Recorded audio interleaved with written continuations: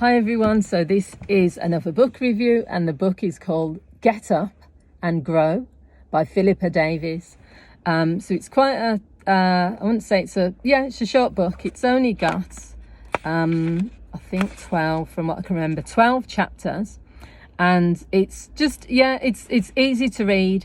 I've only got, I think, as you can see with the little bits that I've put in there, I've literally read 95% of the book because I'm reading the chapters and then I'm going back over them, and there's still a few bits that I still need to read, but overall I thought I've read enough to give me a good idea of the book. So the book really is just what it says on the tin: get up and grow, how to motivate yourself and everyone else too.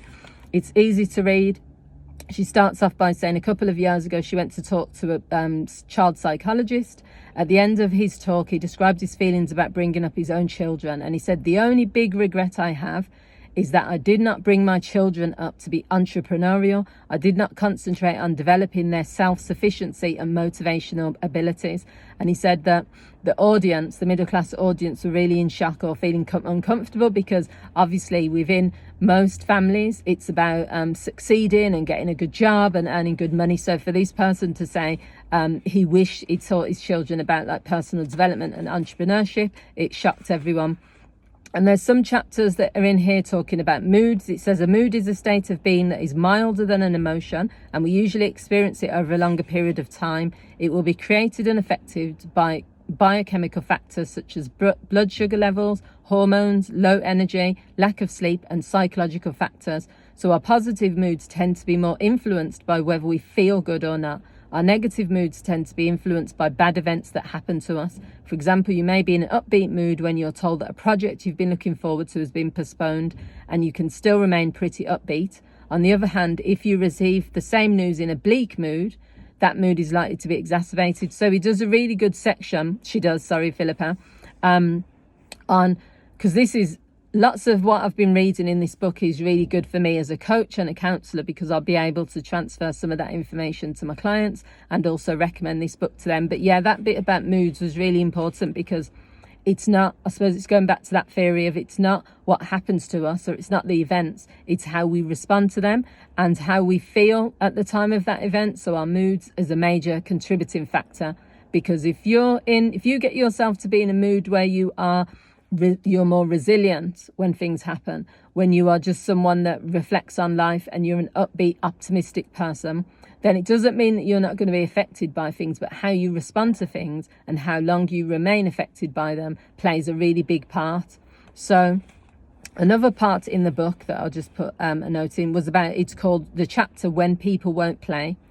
And it says, when you're all exhilarated by the marvellous new scheme that's motivating you and you bump into an old friend you've not seen for a long time, you enthusiastically describe your plans, and she listens with a slight sneer on her lips that becomes stronger by the moment. And she said, "That sounds all fine and dandy, but how are you going to make money in the real world?" You then feel deflated and a bit silly, and you really wish you had kept your aims and hopes to yourself. And it says, and that's the power of difficult people. They can change our moods and make us feel that, having entrusted them with our plans, we've now been made to feel ridiculous. So in that chapter, it just talks about, maintaining the things that you're passionate about and not allowing other people to motivate or demotivate you. And I suppose that's the key thing, not only throughout the book, but also what I also help my clients with, because you can't seek external validation for your dreams and your goals. You don't need permission to have really big ideas and plans that you want to do. There's always going to be someone that says, well, you can't do that, or someone that says, well, maybe you should do it this way or that way. And it can deflate you, but you can't allow it to. So there's another section which is called This Is Your Calling. And it says, life used to be so simple, but you'd be born into a family with a clear sense of its place in society. You'd be destined to become something or whatever. But now we are all taking pressure to perform. And it says, if you're ambitious and you haven't found the right direction, you'll probably have bouts of restlessness, frustration, fantasy trips, and fatigue. You'll want to succeed desperately. Drive makes us want to achieve things and to make an impact on the world. We can feel guilty for experiencing it. Ideas like, how dare little me from my humble beginnings aspire to that high. How can someone who's got 2 small kids dream of doing that? What you're hoping to do is completely unrealistic. So it says that really no book on motivation can help you to have drive and to succeed. Drive is ambition. It's the desire to make something of yourself and your life, and that has to come from within. And yeah, he talks a bit, he gives a few of examples about himself when he left university and kind of his journey. I keep saying he, I keep thinking Philippa in my head, it's Philippa. Philippa is the author, so she talks about her drive and things like that. Then there's also a section about just relationships. It says when you're in a relationship that is making you feel lonely and unhappy, or a friendship or business relationship that's not working and you don't know what to do, here are some helpful questions you can ask yourself. Are you able to sit down and discuss the different assumptions that you and your other person are using about your relationship and its goals? Is the relationship too important to you in your life? Would a demanding business relationship be more tolerable if you had more interests, more outside interests, and a more involving personal life? What are the trade-offs in the relationship? In other words, what do you give them and what do they give you? Can you get what's missing from the relationship elsewhere? If the core of it is sound, sex, intimacy, excitement, glamour, attention, kindness can all be got elsewhere if you've got the imagination. So it talks about solo joy. So it talks about, we try to cure the pain, what we're feeling, by rushing into some new entanglement, instead of allowing ourselves a period of recovery. So that's really good. That chapter was really good because it talks about this idea that you don't have to keep, I've spoke about this in other videos, but also this is when I work with clients as well. If you're going through a period or a stage in your life where you're just not feeling yourself, you're just a bit down, you've been through a specific event that is causing you to feel pain, you don't have to rush through it. Give yourself time to recover.